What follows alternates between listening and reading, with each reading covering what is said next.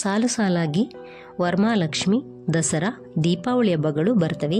ಈ ಹಬ್ಬಗಳಿಗೆ ವಿಶೇಷವಾಗಿ ಸಿಹಿ ತಿಂಡಿಗಳನ್ನು ಮಾಡೇ ಮಾಡ್ತೀವಿ. ಅದರಲ್ಲಿ ರವೆ ಉಂಡೆನೂ ಕೂಡ ಒಂದು.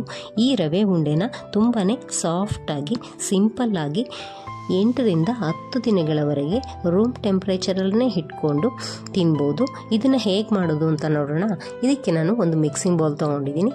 ಅದಕ್ಕೆ 1 ಕಪ್ಪಷ್ಟು ಚಿರೋಟಿ ರವೆನ ಹಾಕ್ಕೊಂಡಿದ್ದೀನಿ. ನಂತರ 2 ಸ್ಪೂನಷ್ಟು ಬಿಸಿ ಮಾಡಿರ್ತಕ್ಕಂತಹ ತುಪ್ಪನ ಹಾಕ್ಕೊಳ್ತಾ ಇದ್ದೀನಿ. ತುಪ್ಪನ ಹಾಕಿದ ನಂತರ ಅದಕ್ಕೆ ಅರ್ಧ ಕಪ್ಪಷ್ಟು ಹಾಲನ್ನು ತೊಗೊಂಡಿದ್ದೀನಿ. ನಾನು ರೂಮ್ ಟೆಂಪ್ರೇಚರಲ್ಲೇ ಇರ್ತಕ್ಕಂತಹ ಹಾಲನ್ನು ತೊಗೊಂಡು ಅದಕ್ಕೆ ಸ್ವಲ್ಪ ಕೇಸರಿ ದಳನ ಹಾಕಿ ಮಿಕ್ಸ್ ಮಾಡ್ಕೊಳ್ತಾ ಇದ್ದೀನಿ. ನಾನು ಮೊದಲೇ ಸ್ವಲ್ಪ ಬಿಸಿ ಹಾಲಿಗೆ ಕೇಸರಿ ದಳನ ಹಾಕಿ ಮಿಕ್ಸ್ ಮಾಡಿ ಇಟ್ಕೊಂಡಿದ್ರೆ ಒಳ್ಳೆ ಕಲರ್ ಬರ್ತಾ ಇತ್ತು. ನಾನು ಅದರಲ್ಲೇ ಮಿಕ್ಸ್ ಆಗುತ್ತೆ ಅಂತ ತೊಗೊಂಡಿದ್ದೆ, ಬಟ್ ಸ್ವಲ್ಪ ಕಲರ್ ಕಡಿಮೆ ಆಗಿದೆ. ಈಗ ನಾನು ಸ್ವಲ್ಪ ಹಾಲನ್ನ ಹಾಕ್ಕೊಂಡು ಚೆನ್ನಾಗಿ ಇದನ್ನು ಮಿಕ್ಸ್ ಮಾಡ್ಕೊಳ್ತಾ ಇದ್ದೀನಿ. ಇದನ್ನು ಈ ರೀತಿ ನಾವು ಮಿಕ್ಸ್ ಮಾಡ್ಕೊಳ್ಬೇಕು. 1 ಕಪ್ಪು ರವೆಗೆ ಅರ್ಧ ಕಪ್ಪಷ್ಟು ಹಾಲು ಸಾಕಾಗುತ್ತೆ. ಈ ರೀತಿ ಅದು ತೆಳುವಾಗಿಯೇ ಇರಬೇಕಾಗತ್ತೆ.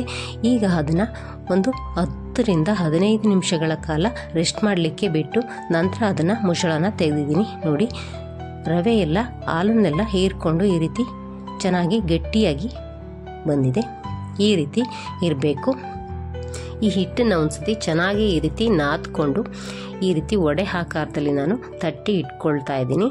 ನಾವು ಈ ರೀತಿ ದಪ್ಪವಾಗಿಯೇ ಒಡೆ ಆಕಾರನ ತಟ್ಟಿ ಇಟ್ಕೊಳ್ಬೇಕು. ಈಗ ಎಲ್ಲವನ್ನು ನಾನು ರೆಡಿ ಮಾಡಿ ಇಟ್ಕೊಂಡಿದ್ದೀನಿ. ಇಲ್ಲಿ ಎಣ್ಣೆನ ಬಿಸಿ ಮಾಡಲಿಕ್ಕೆ ಇಟ್ಟಿದ್ದೆ. ಎಣ್ಣೆ ಚೆನ್ನಾಗಿ ಬಿಸಿಯಾದ ನಂತರ ನಾನು ಒಂದೊಂದೇ ಒಡೆಗಳನ್ನ ಹಾಕ್ಕೊಳ್ತಾ ಇದ್ದೀನಿ. ಈ ರೀತಿ ಹಾಕಿ ಮೀಡಿಯಂ ಫ್ಲೇಮ್ ಇಟ್ಕೊಂಡು ಚೆನ್ನಾಗಿ ಇದನ್ನು 2 ಸೈಡು ಕಂದು ಬಣ್ಣ ಬರೋವರೆಗೂ ಕರಿಬೇಕು. ಈ ರೀತಿ ನಾವು ತಿರುವಿ ಹಾಕ್ತಾನೆ ಅದನ್ನು ಬೇಯಿಸ್ಕೊಳ್ಬೇಕಾಗತ್ತೆ. ಇದುವರೆಗೂ ವಿಡಿಯೋ ನೋಡಿದರೆ ರೆಸಿಪಿ ಇಷ್ಟ ಆದರೆ ಒಂದು ಲೈಕ್ ಕೊಡೋದನ್ನು ಮರಿಬೇಡಿ. ಹಾಗೆ ಸಬ್ಸ್ಕ್ರೈಬ್ ಮಾಡ್ಕೊಳ್ಳಿ. ಬೆಲ್ ಐಕಾನ್ನ ಒತ್ತಿ ಆಲ್ ಆಪ್ಷನ್ನ ಸೆಲೆಕ್ಟ್ ಮಾಡ್ಕೊಳ್ಳಿ. ಆಗ ನಾವು ಆಗ್ತಕ್ಕಂತಹ ಎಲ್ಲ ರೆಸಿಪಿಗಳ ನೋಟಿಫಿಕೇಷನ್ ನಿಮಗೆ ಬರುತ್ತೆ. ಈಗ ನೋಡಿ, ಇವುಗಳನ್ನು 2 ಸೈಡು ಚೆನ್ನಾಗಿ ಕಂದು ಬಣ್ಣ ಬರೋವರೆಗೂ ಬೇಯಿಸಿ ತೆಗೆದಿಟ್ಕೊಂಡಿದ್ದೀನಿ. ಈ ರೀತಿ ತೆಗೆದ ನಂತರ ಅದನ್ನು ಪೂರ್ತಿಯಾಗಿ ತಣ್ಣಗಾಗಲಿಕ್ಕೆ ಬಿಡಬೇಕು. ಪೂರ್ತಿಯಾಗಿ ತಣ್ಣಗಾದ ನಂತರ ನಾನು ಅದನ್ನು ಈ ರೀತಿ ಚೂರುಗಳನ್ನ ಮಾಡ್ಕೊಳ್ತಾ ಇದ್ದೀನಿ. ಈ ರೀತಿ ಪೀಸಸ್ನ ಮಾಡಿ ಇಟ್ಕೊಂಡು ಅದನ್ನು ಒಂದು ಮಿಕ್ಸಿ ಜಾರ್ಗೆ ನಾವು ಹಾಕ್ಕೊಳ್ಬೇಕಾಗತ್ತೆ. ಈಗ ಇವೆಲ್ಲ ಪೀಸ್ಗಳನ್ನು ಕೂಡ ನಾನು ಮಿಕ್ಸಿ ಜಾರ್ಗೆ ಹಾಕ್ಕೊಳ್ತಾ ಇದ್ದೀನಿ. ನಂತರ ಇದಕ್ಕೆ ಅರ್ಧ ಕಪ್ಪಷ್ಟು ಡೆಸಿಕೇಟೆಡ್ ಕೋಕೋನಟ್ ಪೌಡರ್ನ ಹಾಕ್ಕೊಳ್ತಿದ್ದೀನಿ. ನಾನು ಮನೆಯಲ್ಲೇ ಮಾಡಿರ್ತಕ್ಕಂತಹ ಡೆಸಿಕೇಟೆಡ್ ಕೋಕೋನಟ್ ಪೌಡರ್ನ ಉಪಯೋಗಿಸ್ತಾ ಇದ್ದೀನಿ. ಹಾಗೆಯೇ ಒಂದು 3ರಿಂದ 4 ಏಲಕ್ಕಿನ ಸಿಪ್ಪೆ ತೆಗೆದು ಹಾಕಿ ಇದನ್ನು ಈ ರೀತಿ ರವೆ ರೀತಿ ತರಿತರಿಯಾಗೇ ಅದನ್ನು ಗ್ರೈಂಡ್ ಮಾಡಿಕೊಳ್ಬೇಕು. ಈಗ ಇದನ್ನು ಗ್ರೈಂಡ್ ಮಾಡಿದ ನಂತರ ಒಂದು ಮಿಕ್ಸಿಂಗ್ ಬೌಲ್ಗೆ ಹಾಕ್ಕೊಳ್ತಿದ್ದೀನಿ.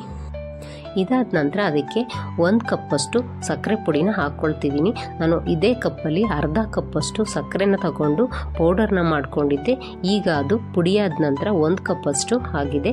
ಈಗ ಸಕ್ಕರೆ ಪುಡಿನ ಹಾಕಿದ ನಂತರ ಚೆನ್ನಾಗಿ ಈ ರೀತಿ ಮಿಕ್ಸ್ ಮಾಡ್ಕೊಳ್ತಿದ್ದೀನಿ. ಚೆನ್ನಾಗಿ ಇದು ಮಿಶ್ರಣದ ಜೊತೆ ಬೆರಿಬೇಕು ಸಕ್ಕರೆ ಎಲ್ಲ. ಆ ರೀತಿ ಚೆನ್ನಾಗಿ ನಾವು ಮಿಕ್ಸ್ ಮಾಡ್ಕೊಳ್ಬೇಕು. ಇದು ಚೆನ್ನಾಗಿ ಮಿಕ್ಸ್ ಆದ ನಂತರ ನಾನಿಲ್ಲಿ ತುಪ್ಪನ ಬಿಸಿ ಮಾಡಿ ಇಟ್ಕೊಂಡಿದ್ದೀನಿ. ಅದನ್ನು ಸ್ವಲ್ಪನೇ ಹಾಕ್ಕೊಂಡು ನಾನು ಮಿಕ್ಸ್ ಮಾಡ್ಕೊಳ್ತೀನಿ. ಈ ರೀತಿಯಾಗಿ ನಾವು ತುಪ್ಪನ ಹಾಕಿ ಮತ್ತೆ ಪುನಃ ಸ್ಪೂನ್ ಸಹಾಯದಿಂದ ಮಿಕ್ಸ್ ಮಾಡ್ಕೊಳ್ಬೇಕು. ನಾವು ಈ ರೀತಿ ಮಿಕ್ಸ್ ಮಾಡಿಕೊಂಡು ಅದು ಉಂಡೆ ಕಟ್ಟೋ ಅದಕ್ಕೆ ಬರೋವರೆಗೂ ನಾವು ತುಪ್ಪನ ಹಾಕ್ಕೊಂಡು ಮಿಕ್ಸ್ ಮಾಡ್ಕೊಳ್ಬೇಕು. ಈಗ ನಾನು ಒಂದು 3ರಿಂದ 3.5 ಸ್ಪೂನಷ್ಟು ತುಪ್ಪನ ಹಾಕ್ಕೊಂಡು ಈ ರೀತಿ ಮಿಕ್ಸ್ ಮಾಡ್ಕೊಳ್ತಾ ಇದ್ದೀನಿ. ಈಗ ನೋಡಿ, ಸ್ವಲ್ಪ ಕೈಯಿಂದ ಮುಟ್ಟೋ ರೀತಿ ತಣ್ಣಗಾಗಿದೆ.